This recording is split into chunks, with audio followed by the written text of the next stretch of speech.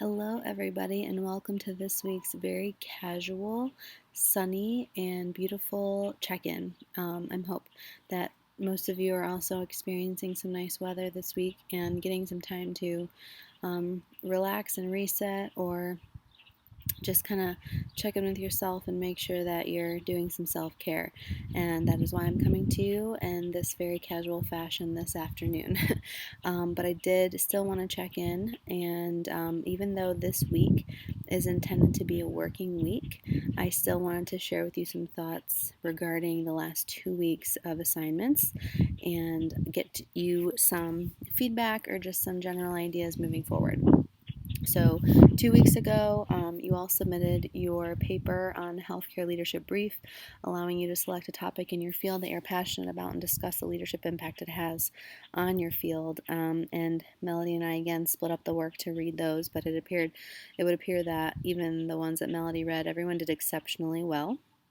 I think the biggest critique from a writing and academic side is references.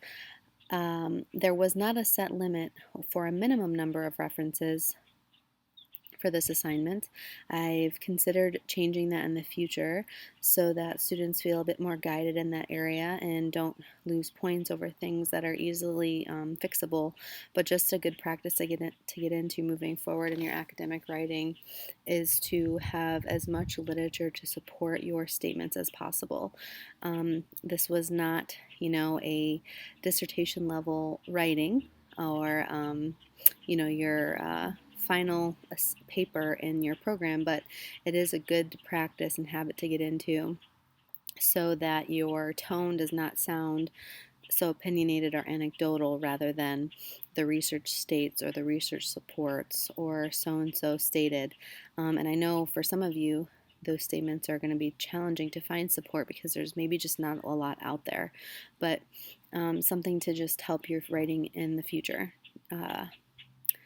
The other thought that I had related to the paper, sorry, I lost my train of thought, but before you get into writing an assignment in any class or in my class in the future, another good practice to get into is writing an outline prior to developing your thoughts to help you stay streamlined and to help your thoughts come out as cohesively as possible. For most of you, your academic voice and your writing style is very exceptional. I think your program does a very good job at getting you to that point, but there are just very small rooms for improvement in those two areas. But nonetheless, everyone did exceptionally well. I enjoyed reading the papers. I could hear the passion coming through for many of you on your topics because it's something that is a hot button topic in your area, or it's one of the shortcomings of your profession, and there's just not a lot. There's a lot of unknown moving forward for many of us in healthcare and all the changes, either curricular or in healthcare, the healthcare arena alone. So it's important that we're advocates and we're well informed. We're involved in the things that we're passionate about because being leaders, that's one of our duties is to make sure that there's enough diversity at the table and differences in opinion, and we don't just always do what we've always done because that's what works, because that will not work moving forward. Many of you, although I'm not in speech, I can very much so empathize with your frustrations on the curricular side and what's important for a content expert and how you're facing challenges with other healthcare professions and what's your scope of practice and what do you do and how is what I do different than what you do and how do we legitimize ourselves in the healthcare arena to make sure that we're not falling by the wayside or forgotten about in what our expertise is. And so I very much so understand that, and that is the good fight that you have to not let it burn you out and not let it get you down, even though it is frustrating with all the education and time that you spend preparing to do what you want to do. But as transformational leaders and as servant leaders, that's just what we were put in the position to do. And I really just hope this course is giving you even more resources and more empowerment and more knowledge to continue to advocate for those pressure points, I'd say. So that's kind of my thoughts on the writing assignment. And then this week, you all, I tweaked this week for this semester in regards to previous semesters, because a lot of the feedback I've received is we really wish we had a conflict resolution or negotiation, power and control kind of topic, and that that topic in and of itself could be a semester long. But still, I think it's important that we at least get some exposure to it, and that's what this week's prompt was about.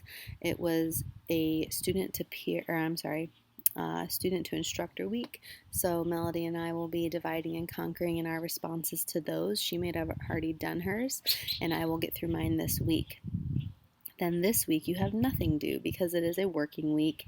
I thought, up until this point, we've been hitting every week pretty hard and pretty steadily. And it's roughly midterm-ish time, so I figured, why don't we just pump the brakes for a minute, let everything sink in, let us reflect on what we've learned so far, maybe focus our attention elsewhere, and just capitalize on the moment that you have to get some work done, either on your synthesis presentation or start developing ideas on what you want to do with that presentation. But let's just take this week and breathe a little bit. That being said, there will not be office hours on Wednesday. This is also a very hectic week for me. I'm presenting a national presentation virtually, which is pretty exciting, but also nerve-wracking, as it's never been done before. But we're doing it this week, and I'll be doing it Tuesday night, so it'll be a nice little reprieve for me as well, to be fully transparent with you all. Again, a trait of a really great leader is to just acknowledge when you need a moment. There's a very large misconception that great leaders never take a break, and great leaders don't need time off, and great leaders are so strong they can get through everything. That's not even a little bit true, and it's important that we advocate for that balance among our followers too, so that you take care of yourself.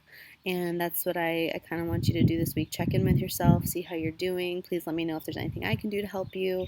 Reprioritize things a little bit. Spend some time with family or whoever that special person is to you. But just enjoy the week off and not having to have anything submitted on Sunday. And reach out if you have any questions. Everybody, keep up the great work.